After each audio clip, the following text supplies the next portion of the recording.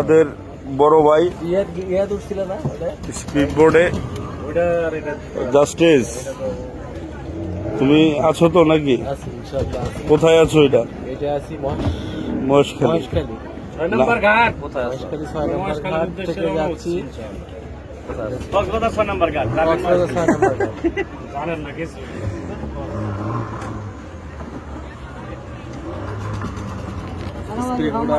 মহেশখালী যাবো। যাক, চলো।